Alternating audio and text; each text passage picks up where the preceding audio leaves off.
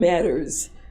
We have been discussing the topic of teen suicide, specifically Black teen suicide, because the suicide rates among Black youth are soaring. Again, we would love your participation. The number to call in is 678-619-1402, 678-619-1402. Again, 678-619-1402. One factor I wanted to bring up is the topic of schools and what's happening to our Black children in schools. You oftentimes, Black children, especially Black males, are labeled as having behavior problems, conduct disorders, even though they may be dealing with issues of anxiety, depression. They're labeled as having behavior problems and often don't get the help that they need.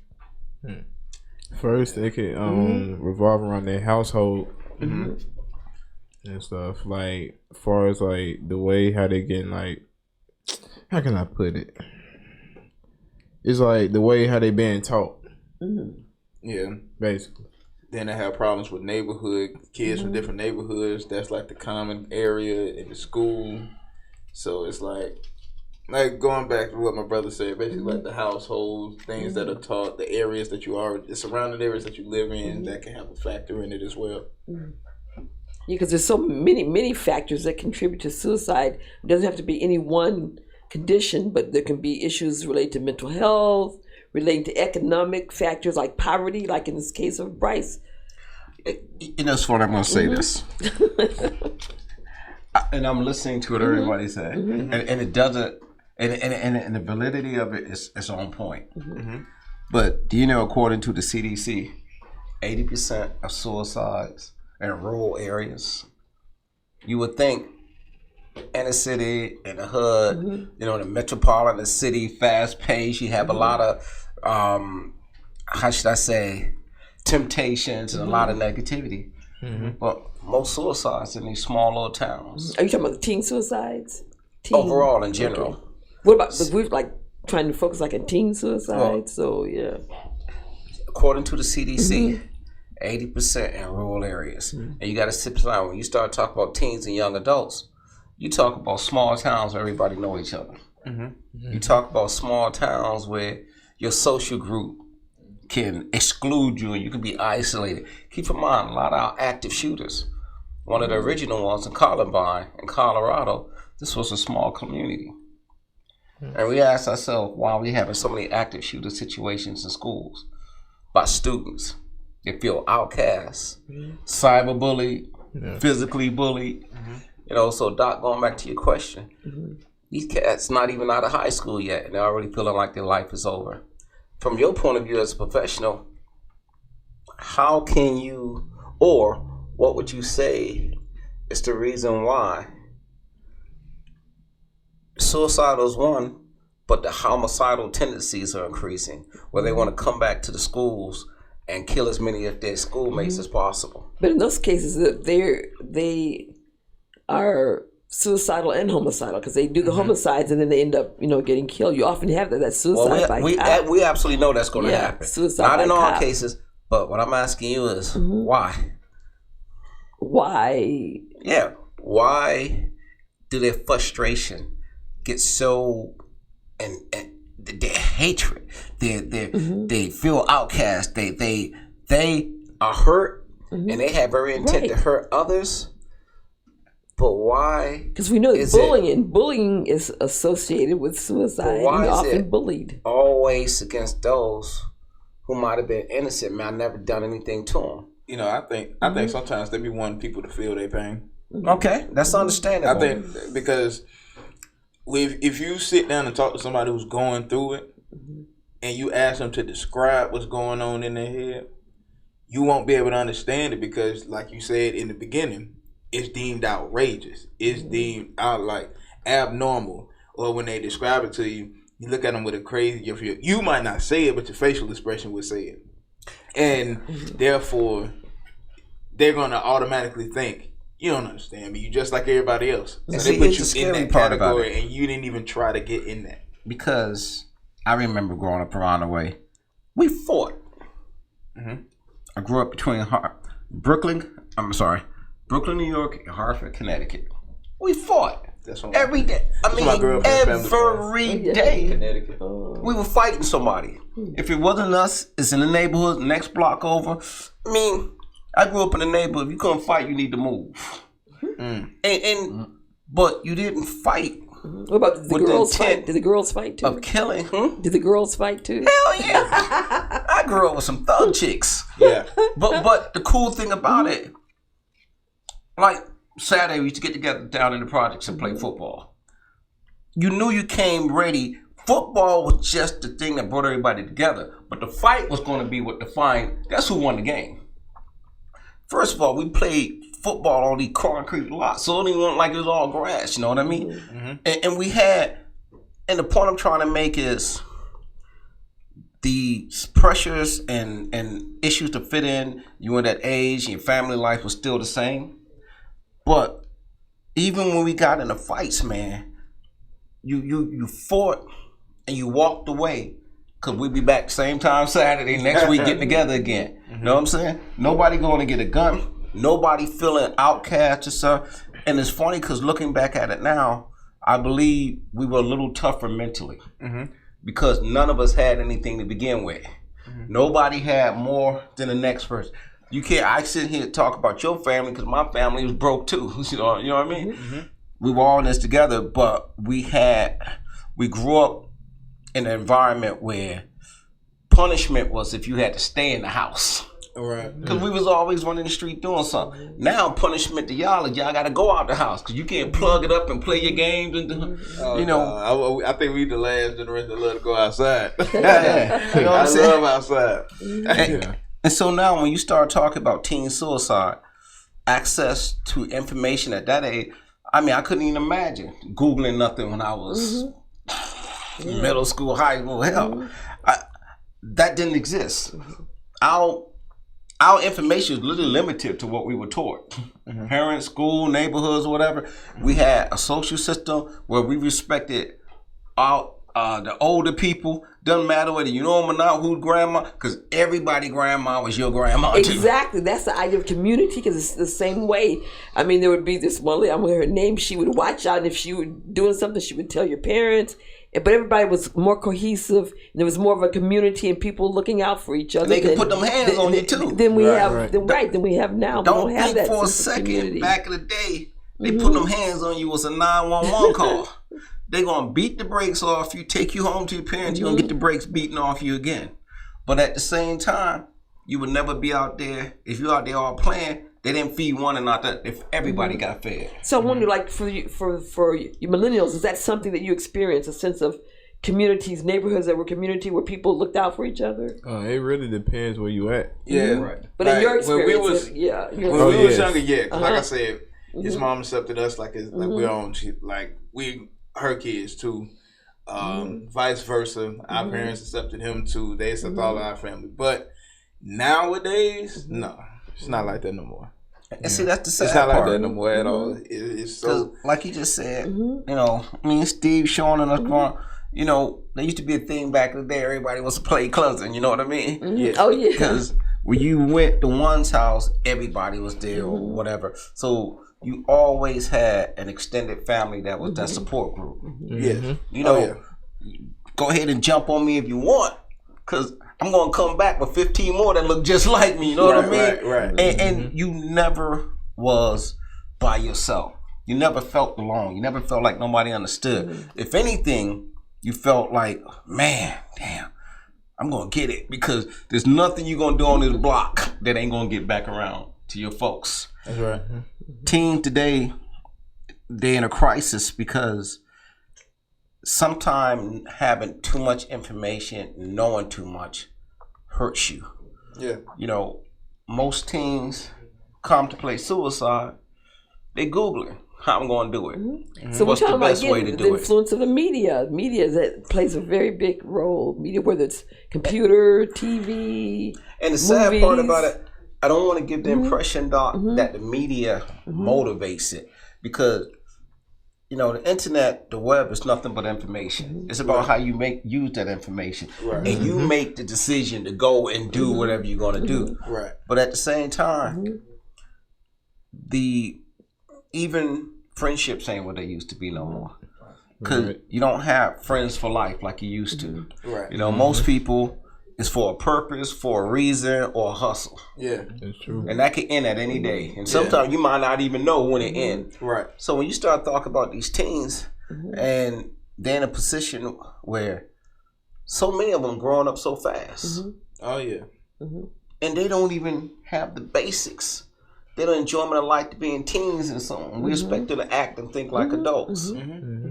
The information they receiving, I'm walking around, man, I see 4 or 5 years old with tablets and smartphones. I'm like, why these little kids? And these are phones that the parents gave. And the stupidest thing is, any parent out there who think, well, I put parental controls on my kids' phones or tablets so they know it.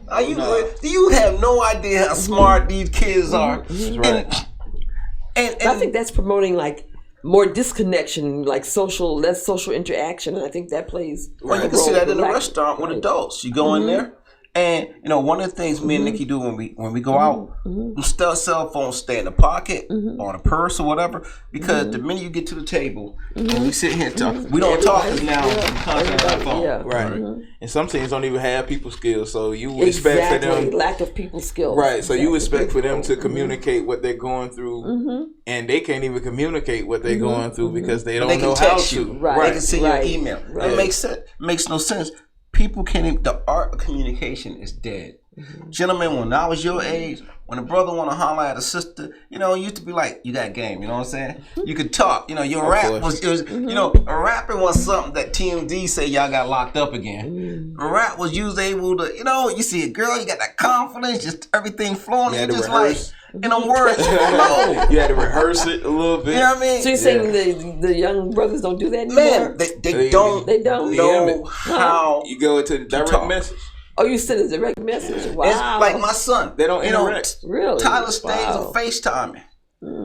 This so-called, my girlfriend, you FaceTime. Man, listen, when's the last time y'all in school when we talk, how are you? Y'all dating, but you FaceTiming, but you don't really talk, speak to. I mean, you FaceTime more than you talk on the phone. I don't understand that logic. Well, the way that FaceTime works is it's kind of still a way of you would talk on the phone, but it's just now you can see the person while you're talking. Yeah. Gentlemen. Okay. You know what? I'm going to roll with you on your level and your generation for a minute.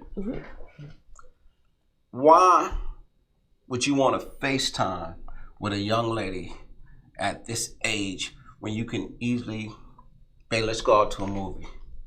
Let's go out to dinner. Eliminate the electronic part. See, I'm one of those touchy-feeling.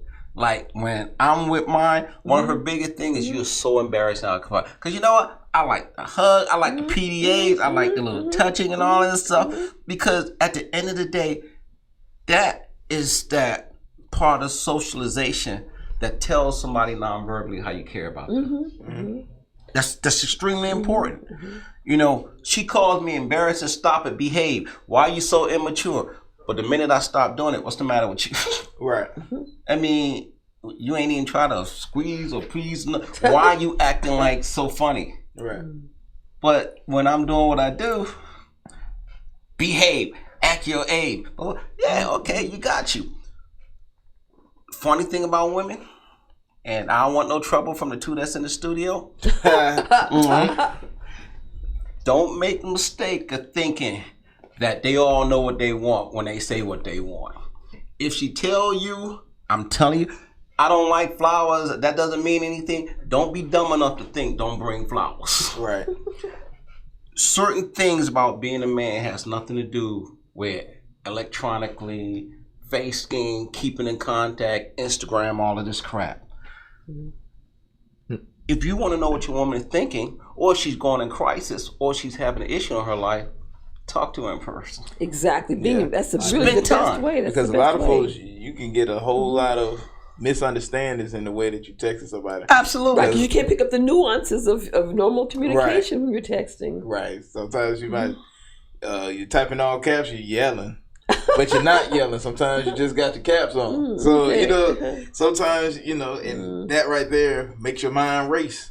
You start thinking, so this is exactly how you feel. But then when you see them in person and they say what they text you, it's a whole different emotion. Unless we're at work or in a position where we can't verbally talk, we don't go more than 3 texts.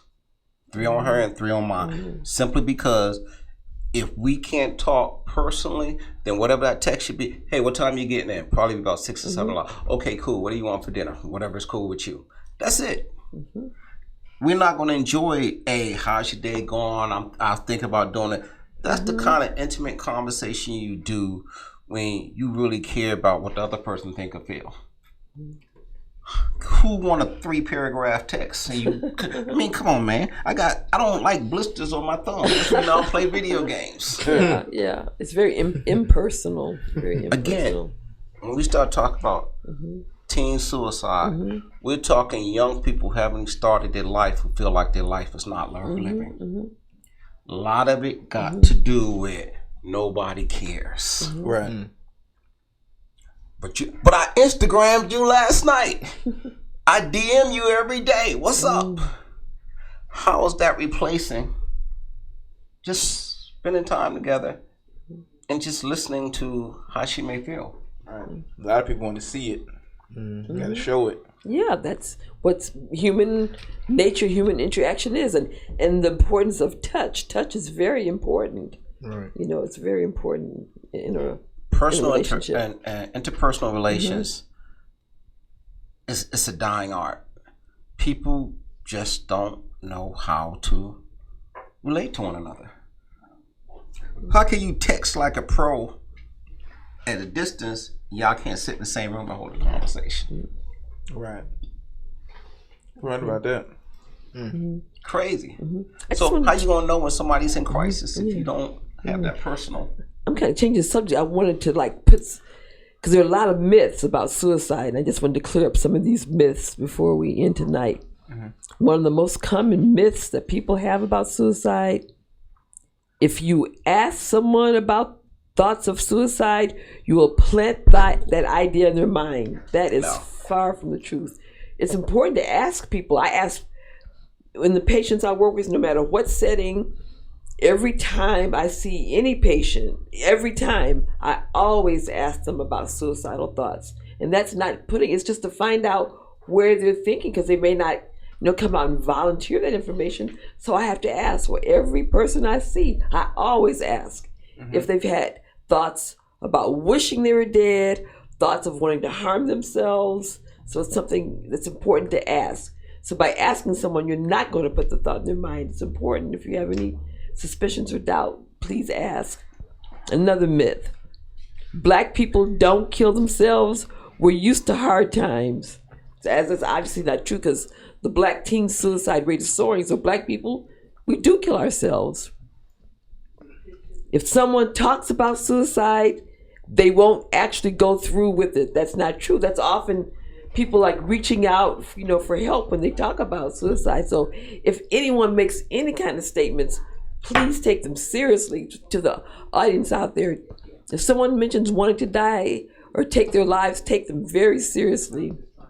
Another big thing that people will often say, this is that bugs me when people say, suicide is a permanent solution to a temporary problem. What the problem is, to the person who's severely depressed and suicidal, the problem is not temporary to them. To them, it's permanent. They can't see any way out. So it's not a temporary problem. To them, it's like they can't see any solution. They're in the bottom of a deep pit, can't see their way out. And see, this is where sometimes I cannot be empathetic as I should be.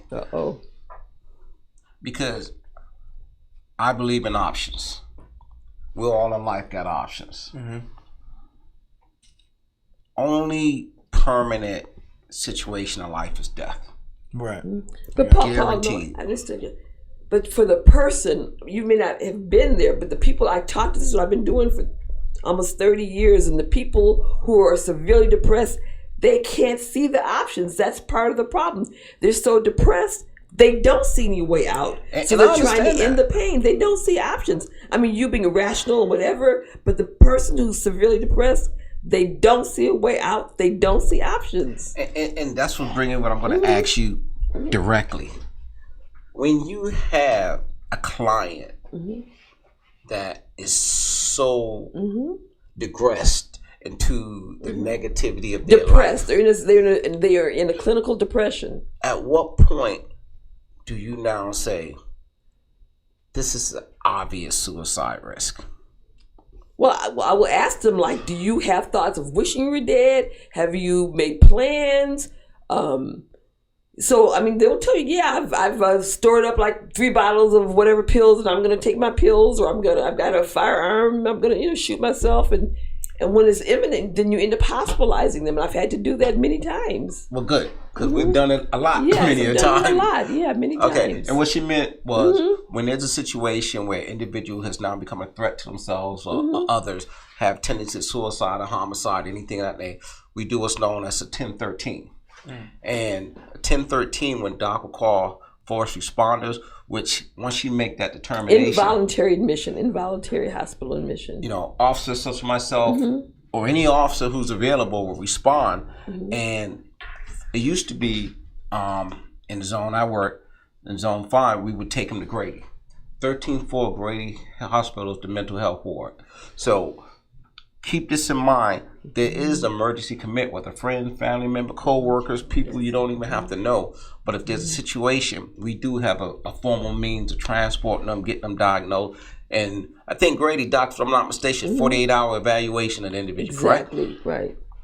And which now I'm going to ask Doc a slippery slope question because it's important for y'all to understand too. Doc, you have a client, severe depressed, as you say, no options. They're at this point now, whether work-related or school or somewhere, they have a targeted group in their mind is the reason why their life is not worth living. They're mad, they're angry, I'm going to go back to my job and I'm going to kill as many people and I'm going to kill myself. When someone says that to you, are you obligated to HIPAA and their confidentiality? And gentlemen, HIPAA is your rights. Okay, cool. I understand that. I know about that. There's a law called the Tarasoff Law, which is called the duty to warn. So if someone specifically names a person that they want to hurt or harm, then you have a legal obligation to notify that person and warn them. Forget the person. Well, but if it's do you have an obligation to notify the authorities? Call the police and say, "Hey, here's what's going on. This person is going to." I don't know when or how, but they have already communicated to me they're going back to this place, they work or go to school, and they're going to kill and they're going to commit suicide. Well, that's so the grounds for doing a 1013, which is the involuntary commitment, is danger to yourself or others. So if that person's communicating they're going to harm others, you can do a 1013 on them. But that person have to be in your custody and vicinity to do that. If they're communicating that to me, yeah, I'm going to do this. But what if they're on the phone? Or they're calling you from their house. You don't have physical. You may not even know where they're at, but they sit there and call you and tell you, what? Anonymous? They're anonymous? No. Oh. It's your client. But you're I've sent police to the house before. Yeah, but that's what I'm saying. Yeah. If you knew where they were, at that point, I've done that. I've sent police to the house before. I've done that because I know you say you'll warn a person, but I don't think that's enough. But if it's a specific person, like I'm planning to kill so and so, and they gave me the specific name, then if they say, I work at Home Depot, I hate this job, I hate everybody there, and I'm going to kill my coworkers, I'm going to kill myself. I mean, would you call the police first? I've had patients like this. One woman worked at AT&T. She was going to take a machete and kill her supervisor. Wow. So I did. I had to let the job know. Did you call the police first? And then put her picture all over the job. That's what I'm talking about. Right. Because, a lot of times, believe it or not, even in an active shooter situation, there is premeditation. Yeah. There is threats. There's and when you start going back and interviewing family and friends and those close to, you find out that they've been telling people a long time before this happened. Always red flags, warning signs. It's You also go pay to the email, attention. the text, the Pay Instagram, attention to Facebook. the warning signs. It's Pay there. attention to the warning signs. But nobody paid attention. Or, oh man, you crazy. You ain't gonna do that. That's really what happened. Man, you tripping. Yeah. Penny just handed me this. I can't get the phone back on, but there's a teacher that was in Lithonia, a science teacher at a middle school, and let's see, can you find that? Yeah. Anyway, she posted something on the blackboard at school. Let's see what it said. She wrote this on her students' blackboard. It said, "The owner of the next voice I hear is just asking to be named in my suicide note." So she wrote that in the classroom. So, yeah. Repeat that again. She said, this is what the teacher wrote. It's middle school in Lithonia on December 6th. Let's see, where is that again, the quote? And now this is the teacher. The teacher wrote on the blackboard, "The owner of the next voice I hear is just asking to be named in my suicide note." Okay, gentlemen, that means you need to skip school tomorrow. Because now this is a teacher. We're not talking about a student. We're not talking about. We're talking about someone who has authority over a classroom of young people to educate. If they wrote something like that on the board, what grade was this teacher? She's a middle school science teacher in Lithonia. Middle school science teacher. So you were 7th to 8th grade. 11 December to 13. 6th. This happened December 6th. If you read that and you was in that class, that's permission to get the hell on. Yeah. Well, I said the That's teacher's no mentally longer disturbing, there, too. but I don't know. I mean, if she wrote a letter of resignation, she's no longer there. Now, but, I would use a little common sense. Say, if that was written at a school in the Cobb County, Lithonia, yeah, I believe that teacher might be an African American. they didn't They mention didn't her name name a or Pacific picture, Middle School, no. but Lithonia. Lithonia has a predominant black community. Correct, gentlemen? If I'm wrong. Yeah, you're right. So again, we're going back to this conversation with the dramatic rise in suicide among black females. Soaring. The rates are soaring. It's sad, man. It's very sad. It is.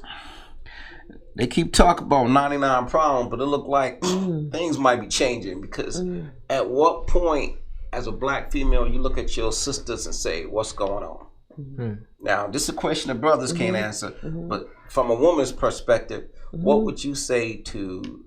Well, I mean, I would say that we all need to be aware, whether you're male, female, anyone that you see that, like I said, has a change in how they used to be. Like if they have become more withdrawn, their personalities change, they're giving away possessions. Like if you see people like giving away all their possessions, that's a big warning sign that they don't see a future. If they're giving away things that they enjoy and love, they're giving away their possessions. I guess what I'm asking black women in particular,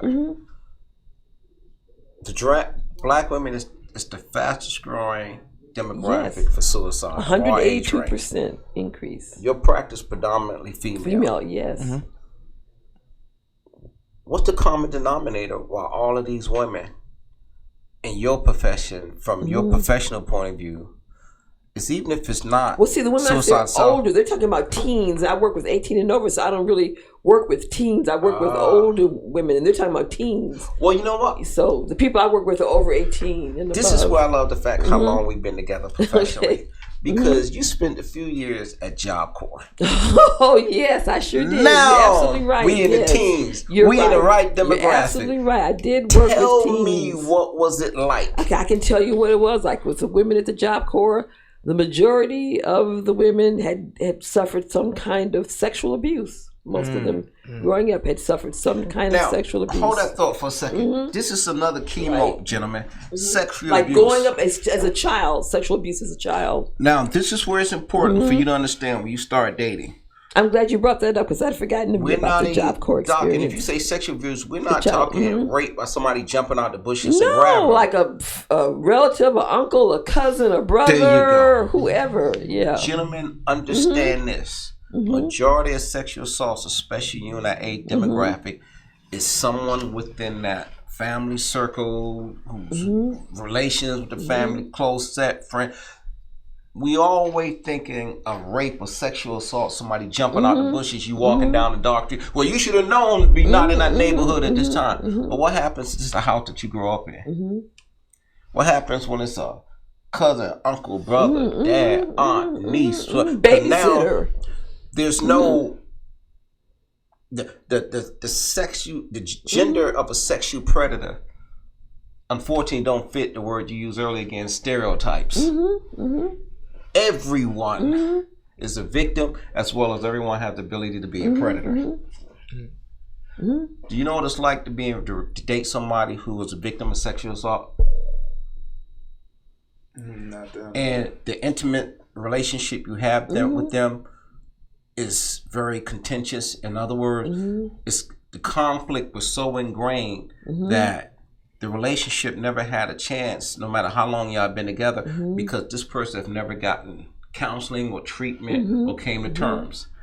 I dated an amazing woman, successful, smart. To this day, you know, she's still like, I can't believe, but she's experienced sexual assault, and it took 3 years into the relationship. The reason the demise of the relationship because, man, it was stressful. What was it like dealing with it? What kind of issues did she have? Intimacy was almost non-existent. Not that, you know, I'm some Ike Turner, you're going to do what I want when I want.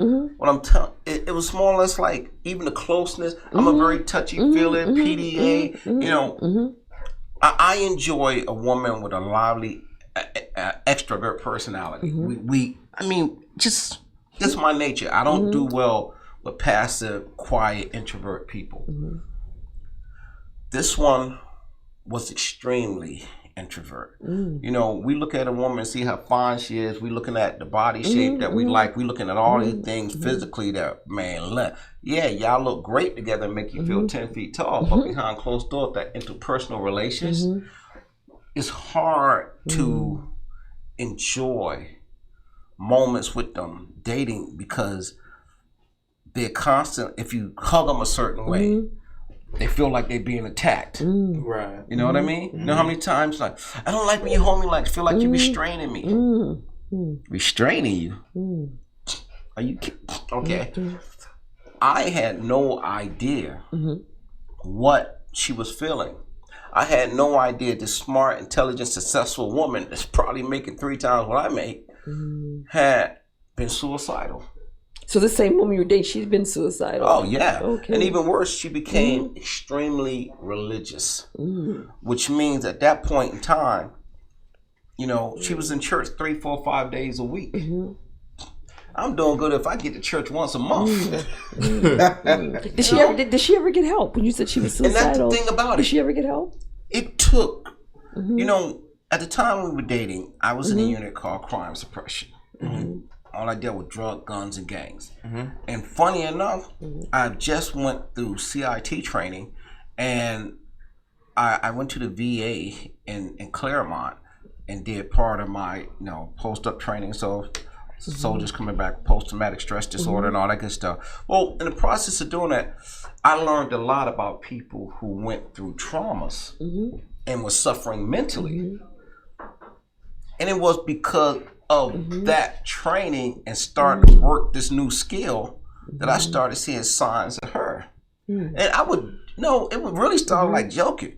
I'd be like, I'm not going to call her name, but it's... Please don't. You know, you act like, you know, you've been through some things. You know, I would say stuff like that. Or intimate, you hold or we laugh or we out somewhere and just like, don't do it. And when she say don't do that, it wasn't like stop playing, stop. You know how you play with your girl. It was like straight stone facts. Looked at me like you ready to hit me. Like, oh, take it down a notch. We supposed to be a couple. We out having fun, and you sitting here. Listen. Did she ever reveal to you like the nature of her abuse? The funny thing, she didn't reveal to me directly. Okay. We were out of town on a trip. We were visiting friends and her friends, as a matter of fact, and they were like, "Hey, you know what? we invited to a party. They were going to a party, you know, friends having a housewarming, all that stuff. Cool. Had a good time in the thing. And the crazy thing about it, it was her friend who said, no, it really takes a real, you know, I'm really proud that you can deal with Renee with everything. Oh, okay. Anyway. Name drop. Okay. So anyway. Can y'all erase that? Name drop. Okay. So anyway. And she was like, all she been through. What you talking about? All she been through. Her friends knew. Friend knew. Thought I knew. And were like, yeah, you know, when this took place, when we was in my mouth hit the ground. So has she ever gone for help, as far as you know? And that's the thing about it.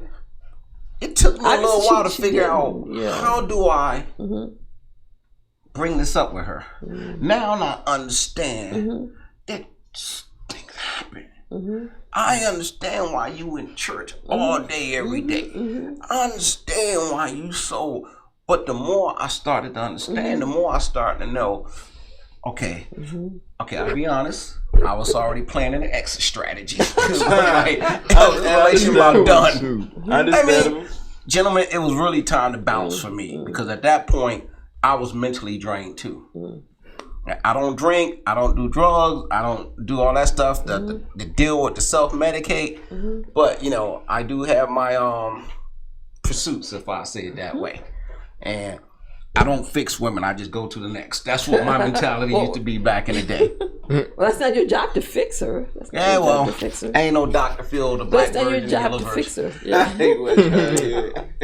But this one, because the thing about it, since I've learned and started training, working with people who try, my thing with her is like, listen, dating is not what I don't want to date anymore.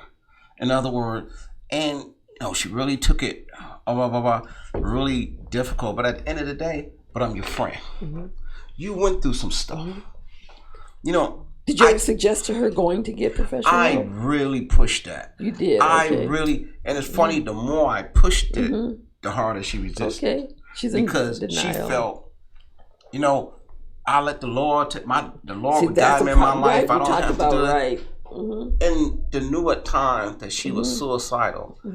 Let me tell you, people who are overly religious are no different from people who are substance abusers. You're looking for something to cope with your issues. You know, when you find somebody with their addiction is not just because I like to drink a lot.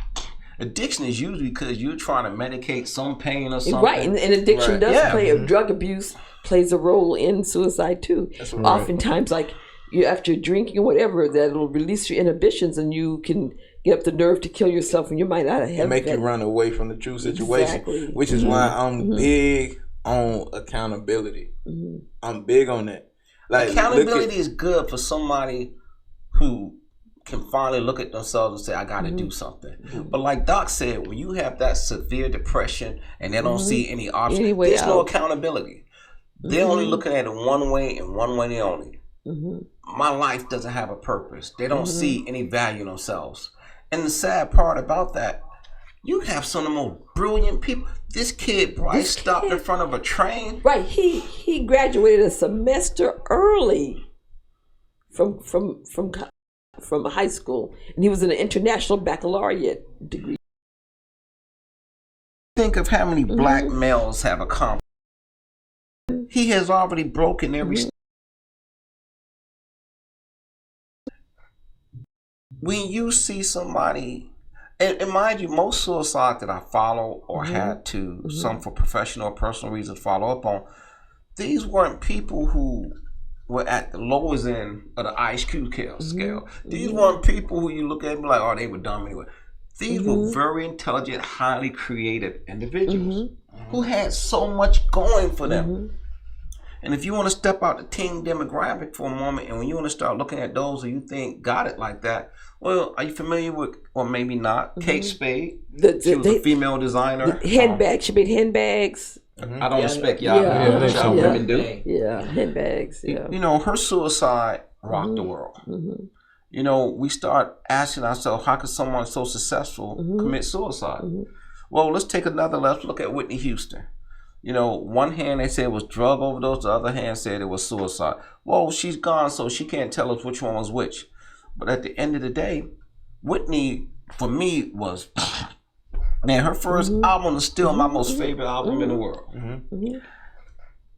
I cannot even imagine the tragedy that followed her life. Because then, I'm sure you keep in mind that her daughter, Bobby Christina, passed literally the same way. Right. What was she, 21, 22 years old? And you see that the guy, I forgot his name, her ex-boyfriend, Nick, he was found dead of a overdose. Of a drug overdose. Who knows if it was suicide? So now, we don't know. You're looking at 3 individuals who had what you said, them demons. All right.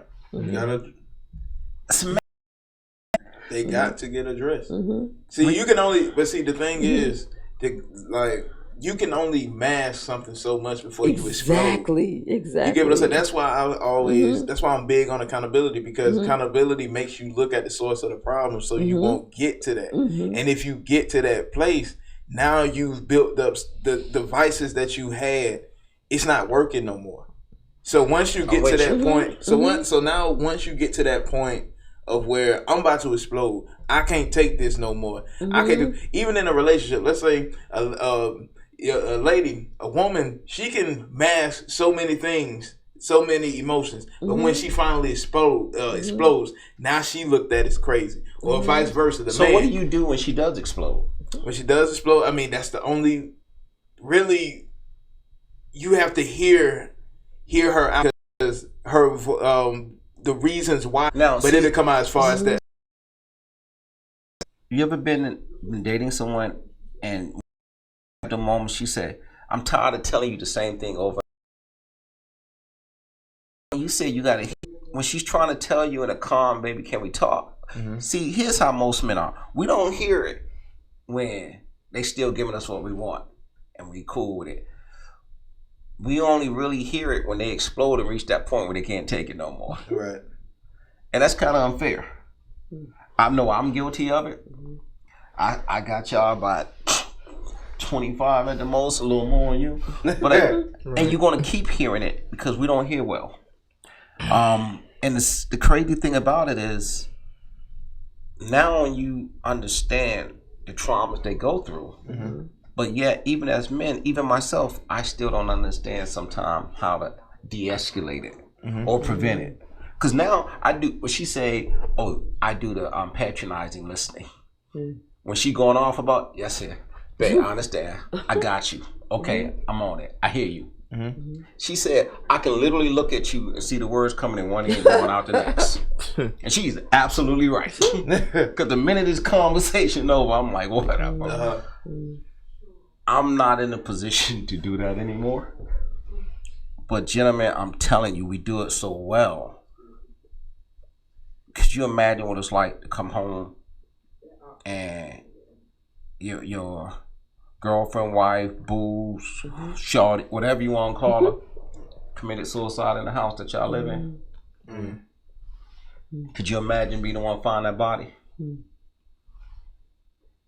Could you imagine the first thing gonna go through your mind is, I can tell you, why did she do that? Yeah.